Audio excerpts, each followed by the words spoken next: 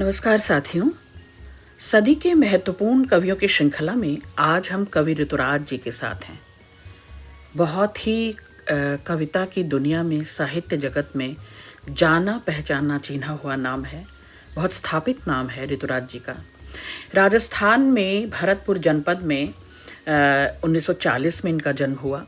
उन्होंने राजस्थान विश्वविद्यालय जयपुर से अंग्रेजी में एमए की उपाधि ग्रहण की। लगभग 40 वर्षों तक अंग्रेजी में अध्यापन करते हुए स्वैच्छिक सेवानिवृत्ति को लेकर चीन के चाइना रेडियो इंटरनेशनल में बतौर भाषा विशेषज्ञ के तौर पर भी 3 वर्षों तक उन्होंने नौकरी की, अपनी सेवा दी। ऋतुराज जी के अब तक के प्रकाशित काव्य संग्रहों में मुख्य रूप से पुल पर पानी, एक मरण धर्मा और अन्य कविताएं, सुरत निरत तथा लीला अरविंद ये प्रमुख रूप से उल्लेखनीय हैं। उन्हें सोमदत्त सम्मान मिल चुका है, परिमल सम्मान, मीरा पुरस्कार, पहल सम्मान, बिहारी पुरस्कार, इन सभी सम्मानों पुरस्कारों से वे नवाजे जा चुके हैं। ऋतुराज जी वंचितों, उपेक्षितों और पीड़ितों के कवि हैं। ये मैं कहूँ तो बेमानी न होगा, क्योंकि मुख्यधारा से अलग समाज के हाशिए के लोगों के प्रति जो चिंता है, जो चिंतन है, वो ऋतुराज करते रहे हैं। अपनी कविताओं का मूल्य विषय वस्तु भी वही है बनाते हैं। ऋतुराज जी कल्पना लोक के कवि नहीं हैं। काल्पनिक दुनिया में कुछ नहीं रंग भरते, उससे पूरी तरह से यथार्थ जीवन को अपना संवेद्य विषय वस्तु बनाते हैं और यथार्थ कंटेंट को, कॉन्सेप्ट को लेकर इनकी कविताएं गढ़ी गई हैं, रची गई हैं। ऋतुराज जी जब मैं कह रही हूँ कि समाज के उपेक्षितों के साथ हैं, शोषितों के साथ हैं, तो जो जहाँ जहाँ जिस कोने में असहाय और पीड़ित है, उस सबकी व्यथा कथा को, उन सबके दुखों को अपनी जुबान देते हैं और साथ खड़े हुए दिखाई देते हैं। ऋतुराज जी ने सदैव सामाजिक परिवेश की समस्याओं को, समाज के उन अनदेखे, अनचिन्हे कोनों को भी अपने काव्य में स्थान दिया है, जिसे उनके समकालीनों ने एक तरह से नज़रअंदाज कर दिया था। सामाजिक परिवेश का यथार्थ हो, राजनीतिक दंश हो, उपेक्षितों, वंचितों की पीड़ा हो, हमेशा उनकी कविताओं में वे मुखर होते रहे हैं। जन सामान्य का जो मौन है, जो चुप्पी है, और वो चुप्पी किन कारणों से है, उसकी तहों में ऋतुराज जाते हैं और उन समस्याओं को उजागर करते हैं। अपने जीवन अनुभवों से जो कुछ उन्होंने सीखा और समृद्ध हुए, और जो संवेदनात्मक धरातल पर अपने अनुभवों से और अपनी स्मृतियों से उन्होंने संजोया, उन सारी कोने अतरों को वो देख कर आते हैं और उन समस्याओं को दरअसल न केवल उभारते हैं, उकेरते हैं, बल्कि उनकी कविता सोचने पर मजबूर करती है, आंदोलित करती है और हमें एक सूत्रित और संगठित करती है। तो साथियों, आज हम ऋतुराज जी की 5 कविताओं के बहाने उनकी रचनात्मक यात्रा भी करेंगे और शोधार्थियों, उनकी कविताओं में जो खास बात है, जो खास रिदम है और जो उनका इनर सेल्फ है, उसको चीरने की कोशिश करें। मेरी पसंद की पहली ही कविता है, जो कभी माँ का दुख नाम से कहीं कहीं मुझे प्रकाशित मिली और कहीं ये कन्यादान के नाम से भी प्रकाशित मिली। पर यह कविता बहुत लोकप्रिय हुई, सराही गई, आलोचना जगत में भी, कविता जगत में भी, और कई विश्वविद्यालयों में पाठ्यक्रम में ये पढ़ाई गई, कई स्कूलों में ये कविता पढ़ाई गई। तो स्त्री के संवेदनात्मक पक्ष को एक स्त्री अपनी संततियों में, खास तौर पर अपनी बेटियों में जो संजोती है, और उस सारी श्रृंखला को दरअसल इस एक छोटी सी कविता में हम देखेंगे, और स्त्री के संवेदनात्मक तंतुओं से हम परिचित होंगे, और माँ और बेटी का संबंध कैसा होता है, या बच्ची के जन्म लेने के बाद और उसके विवाह के उपरांत माँ की जो मन स्थिति होती है, जो दशा होती है, ये कविता बहुत अच्छे से शोधार्थियों उसको उद्घाटित करेगी। पहली कविता है कन्यादान। कितना प्रामाणिक था उसका दुख, लड़की को दान में देते वक्त, जैसे वही उसकी अंतिम पूंजी हो। अब ये औरत का दुख नाम से भी कविता बहुत जगह पर उल्लेख में आती है, बहुत जगह प्रकाशित है। पर ये किसी भी नाम से हो, हम तो कविता की संवेद्य वस्तु को देखेंगे। लड़की भी सयानी नहीं थी, अभी इतनी भोली सरल थी कि उसे सुख का आभास होता था, लेकिन दुख बाँचना नहीं आता था। पाठिका थी वह धुंधले प्रकाश की, कुछ तुकों और लयबद्ध पंक्तियों की। माँ ने कहा, पानी में झांक कर अपने चेहरे में मत रीझना। आग रोटियां सेकने के लिए है, जलने के लिए नहीं। वस्त्र और आभूषण शाब्दिक भ्रमों की तरह बंधन है स्त्री जीवन के। माँ ने कहा, लड़की होना पर लड़की जैसी दिखाई मत देना। ये कविता हर उस माँ की सीख है जो औरतपन को जिस औरतपन से वो ताउम्र जूझती रही, और जिन बंधनों को, जिन परंपराओं को, जिन रूढ़ियों को वो मानती रही, सहती रही, कहती रही, रीझती रही, सीझती रही।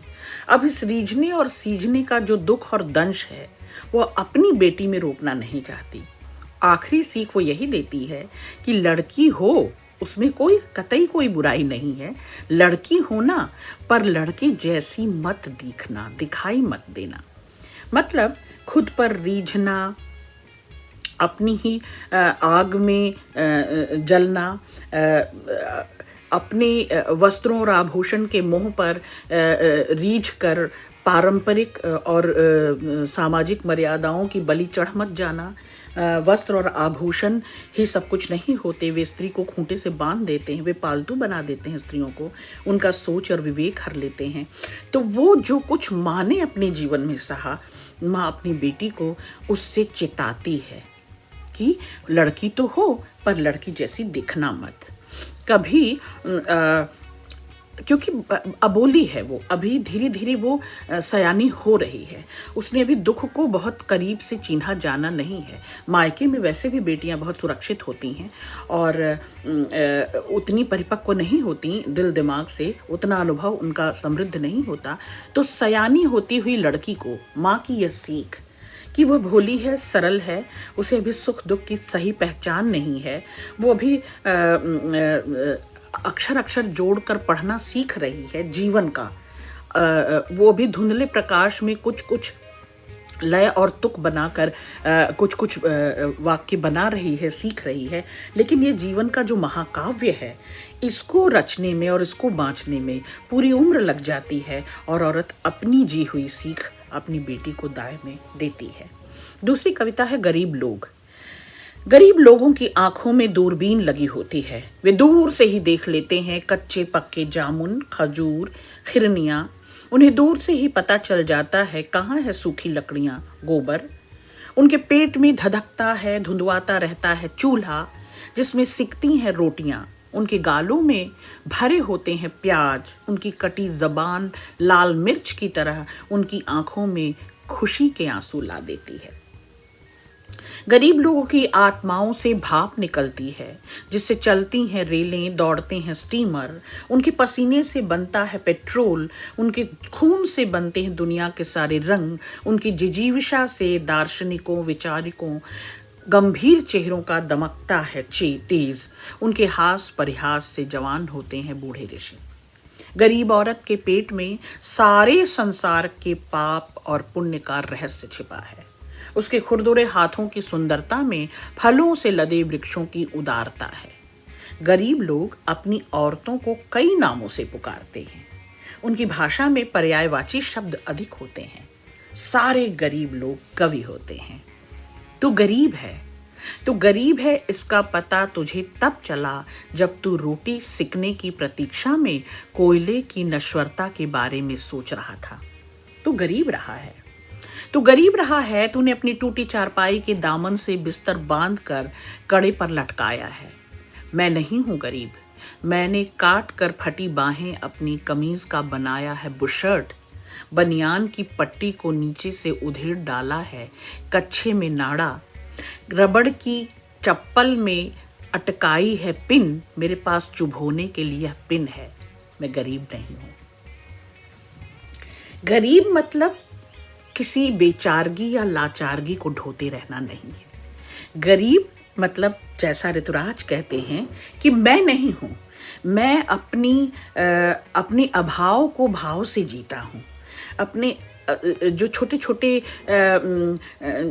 जो छोटी छोटी कमियां हैं, जो छोटी छोटी लाचारी है, जो छोटी छोटी विवशता है, उसको सजा लेता हूँ और उसको सहारा बना लेता हूँ, उसको अवलंब बना लेता हूँ और उससे सहयोग लेता हूँ। मैं पिन की तरह हूँ, मेरे पास चुभ होने के लिए, मतलब केवल सहने की बात नहीं है, लाचारगी की बात नहीं है। मैं मुखर होना चाहता हूँ, मैं चुभना चाहता हूँ, मैं चटक कर सामने वाले की आंख में आंख मिलाकर साहस करना चाहता हूँ। मैं अपनी ज़रूरतों को पूरा करने के लिए अपने ही पास जो कुछ मौजूद है उसको साधन बना लेना चाहता हूँ, संसाधन बना लेना चाहता हूँ। इसलिए गरीब नहीं हूँ। मैं दार्शनिक या कवि होने से पहले मैं वो प्रखर तेज, वो रोशनी, वो संभावना बन जाना चाहता हूँ जो हर गरीब के लिए उसका अवलंब हो, उसका सहारा हो। तो बेहतरीन कविता थी इस मायने में शोधार्थियों। तीसरी कविता है मरे हुए लोग। मरे हुए लोग अभी तक यहाँ से गए नहीं हैं, जीवित लोग उन्हें उठाए फिर रहे हैं। कहना बहुत आसान है कि वे खुद मरे थे, न कि उन्हें मारा गया था। कहना बहुत आसान है कि महज सत्ता हासिल करने के लिए उनका इस्तेमाल किया गया था, फिर उन्हें मारा गया था ताकि वे भीतर न घुस पाएं। कभी कोई बूढ़ा आता है तो तनिक वे उठकर बैठने लगते हैं। युवाओं की भीड़ देखकर कुछ कदम चलने का नाटक करते हैं। कभी गालियों से गढ़ी भाषा पढ़कर चीखने लगते हैं। क्या होगा ऐसे शब्दों का? अब नहीं तो तब उन्हें फांसी होगी। अब नहीं तो तब उन्हें फांसी होगी। झूठ के विराट उजाले में कौन बचेगा उन्हें पढ़ने? जो लोग न मरे हैं और न जिए हैं पूरे कभी। ये पूरा जीना और मरना ऋतुराज उसकी ओर संकेत करते हैं। जो जीते जी अपने को ढोए जा रहे हैं, जिनकी आत्मा मर चुकी है, जिनका विवेक सो चुका है, हमेशा के लिए खत्म हो चुका है, न्याय और नीति और अंधेरे और उजाले का फर्क जो नहीं चिन्हते पहचानते, उनकी बात ऋतुराज कर रहे हैं।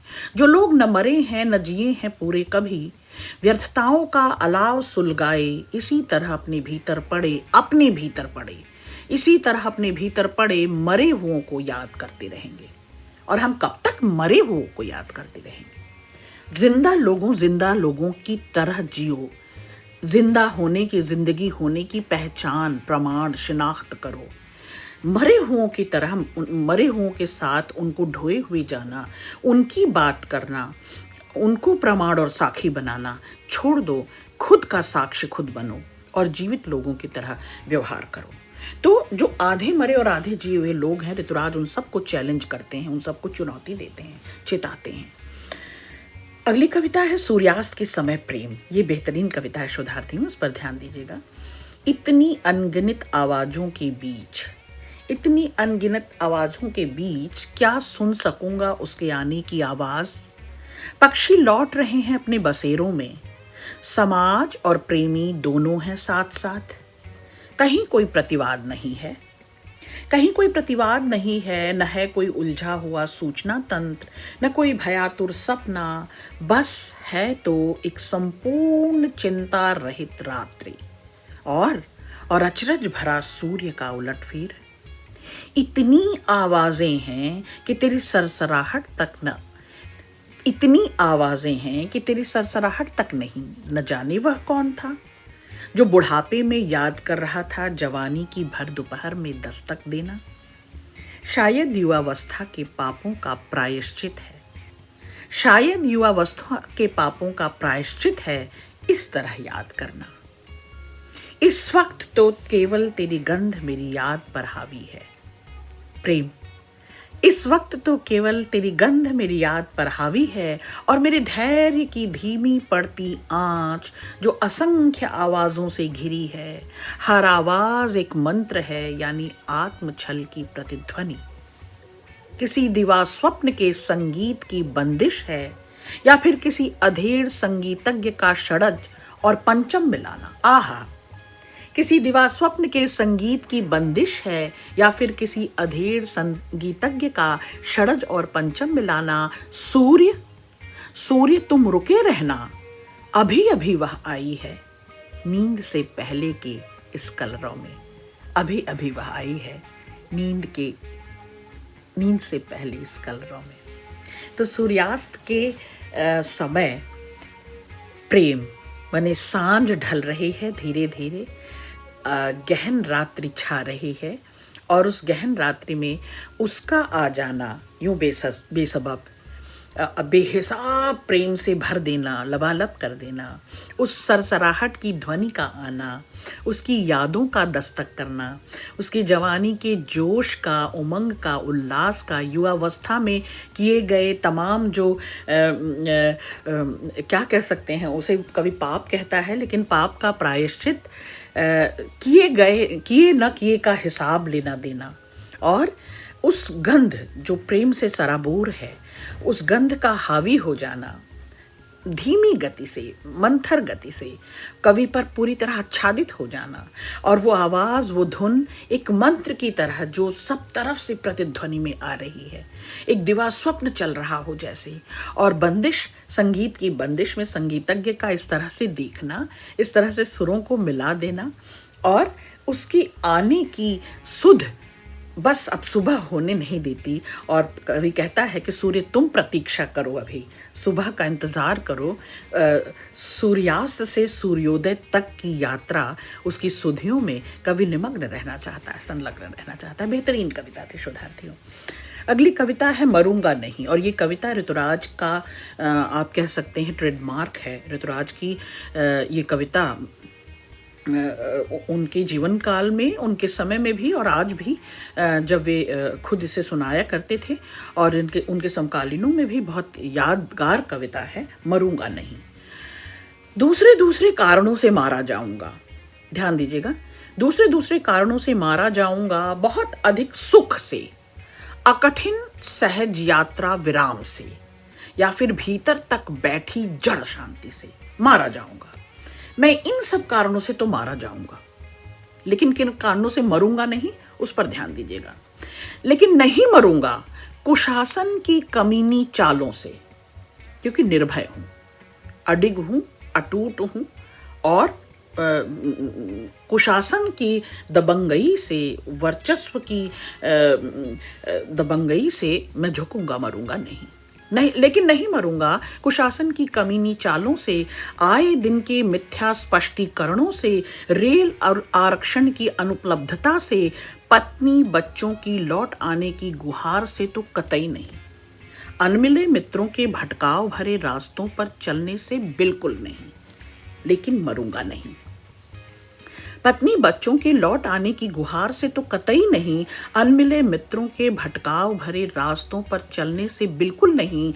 इस सूखी धरती के आक धतूरे की प्यास देखकर शायद और भी अधिक जीवित हो रहूंगा, लेकिन मैं मरूंगा नहीं।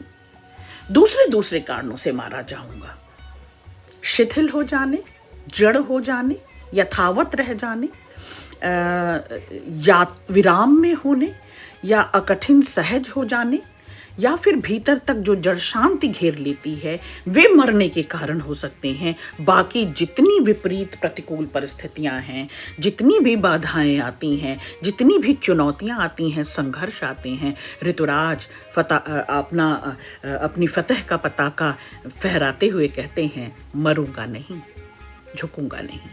तो ये सीखने की कविता थी, चेतावनी की कविता थी कि मरूंगा नहीं, किसी भी जटिल, कुटिल, विपरीत, विरुद्ध परिस्थिति से हारूंगा नहीं, मरूंगा नहीं। बेहतरीन कविता, बहुत शुक्रिया।